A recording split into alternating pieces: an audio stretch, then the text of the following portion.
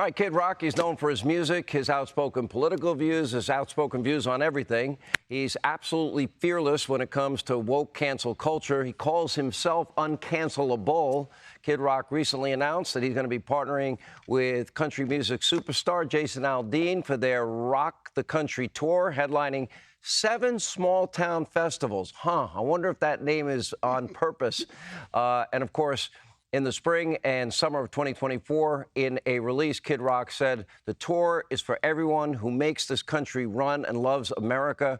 Nobody knows how to party like a small-town American." Kid Rock is also hosting the Rock and Roll Rodeo in Texas this coming May. He joins us with more.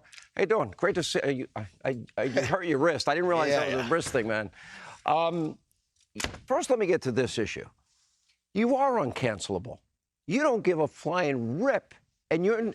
We say it a little different than rip, but that is correct. Well, I mean, I can say it. I mean, I just say it differently. I call it Adam Schiff. I call, you don't give a shit. I'm just not in bed with any corporate entities, where that would put me in a position where people could raise a stink. And I decided years ago, I've been very blessed. I've worked hard and still be able to do this at a high level in 25 years.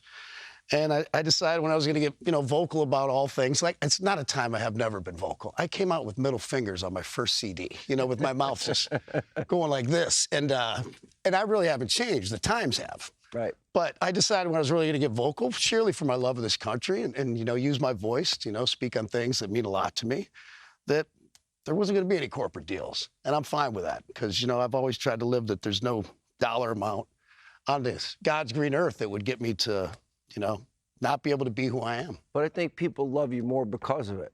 I hope so. All right. So, I turned down a lot of money for it. I'm a huge fan of Dana White. I saw you with President Trump and Dana and Tucker, and you guys all went to the MMA, what was it, the Garden? UFC, right? yeah. The UFC. Garden. All right. So he was on this show. I saw. And it was about Bud Light. Here we go. he took on as a sponsor. Now, I'll tell you why I've never in my whole life ever supported a boycott. I've never called for a firing or a cancellation, ever. I mean, even people that I can't stand, like Bill. By the way, I didn't either. Yeah, okay. So what I worried about in that case was the guys that have the beer working routes. class people. Right, the guys that work in the factory, the guys that load the trucks, they're not the guys that made that stupid, They had no dog in this fight at all. It's actually funny. Speaking of that UFC fight, I'm standing there with our favorite president. Right.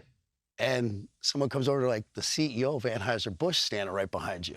Right. So I go to the POTUS. I'm like, hey, that's the CEO of Anheuser-Busch. Trump's like, you want to go talk to him? I'm like, I do. So me and him go over. We actually had a great conversation. Really? Because, if you put this in context, why did this start? It's like, I told him that night, I go, you signaled to a lot of people like myself, like-minded people. Put the trans thing aside for a minute, right? I was like, but by sending that can to the trans kid, you kind of signaled to us you support this lifestyle, and more importantly, like men being in women's sports or in my granddaughter's locker room. Most of us draw a hard line right there. Nah. What are you doing? You have a granddaughter. You're like 40, 2 grandkids. You're like 42 years old. Well, go ahead. It gets cold in Detroit, Sean. Yeah, I guess it does. So I said, you signaled that to us. I said, but speaking of, I was like, if someone wants to be trans, I was like, I didn't rip that kid. I said, F you guys. I said, I didn't even say boycott or cancel. I said, F you. I said, what are you doing? Injecting yourself into this conversation, these polarizing social issues. I was like, you could be doing so much more positive stuff, just making us laugh and drink beer. But I said, if someone wants to dress up like a girl, they want to be transgender or whatever, a lot of people fought and died for them to do that. Go for it. We can coexist. In public places. You might not be my first dinner invite, you know what I mean? And I'm probably not yours. And if you're gay, no one cares anymore, right? We all got gay family members, gay friends, gay co-workers. It's like, cut it out. Just be gay. I'm not going to clap louder for you. You know what I hear you saying? You believe in freedom. Yeah.